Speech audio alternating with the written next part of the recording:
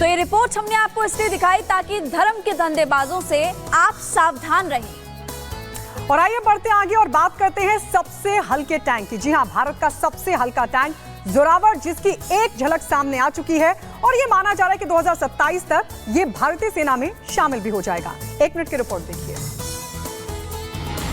जरा गौर से देखिए, ये है जोरावर लाइट वेट टैंक, जिसे भारतीय सेना को लद्दाख जैसे हाई एल्टीट्यूड इलाकों में बेहतर क्षमता प्रदान करने के लिए डिजाइन किया गया है। इसका वजन सिर्फ 25 टन है, जो T-90 जैसे भारी भरकम टैंकों के वजन का आधा है, जिससे ये मुश्किल पहाड़ी इलाकों में काम कर सकता है जहां बड़े टैंक नहीं पहुंच सकते।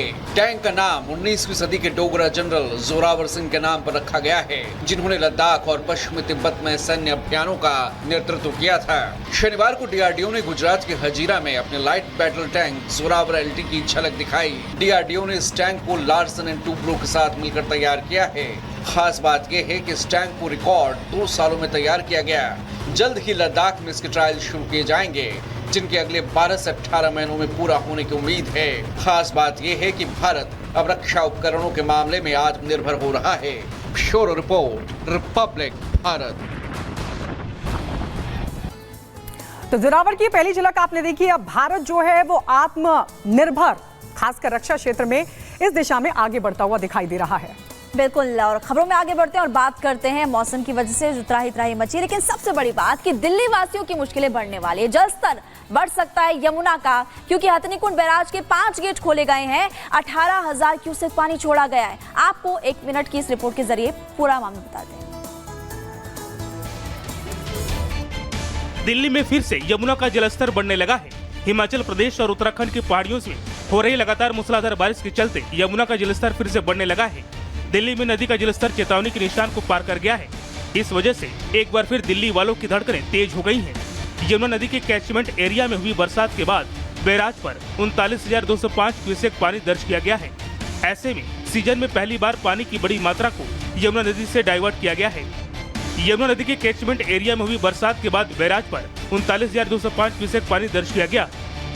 दरअसल उत्तराखंड और हिमाचल के पहाड़ी इलाकों से भारी बारिश हो रही है। इस कारण यमुना के हथनीकुंड बैराज में यमुना नदी में जलस्तर बढ़ गया है। हथनीकुंड बैराज के 5 गेट खोले गए हैं और पानी को बड़ी यमुना में डाइवर्ट किया गया है। यहाँ पर 39,205 क्यूसेक पानी दर्ज होने पर वेस्टर्न यमुना कैनाल में 17,510 और पूर्वी यमुना कैनाल में 3,510 क्यूसेक पानी डाइवर्ट किया गया है। और अब बात करेंगे मध्य प्रदेश की भिंड की, जहां पर एक हत्या के आरोपी के घर पर बुलडोजर एक्शन हुआ है। आरोपी के 3 अवैध मकान ढहा दिए गए। 1 मिनट में ये पूरी खबर आपको दिखाते हैं।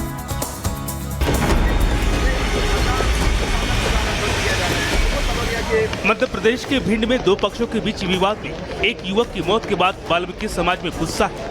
परिजनों ने शव रखकर चक्का जाम किया। इस मामले में पुलिस प्रशासन ने बड़ा एक्शन लेते हुए आरोपी मुकद्दर खान के घर पर बुलडोजर चला दिया। आरोपी के 3 मकानों को अवैध बताते हुए गिरा दिया गया।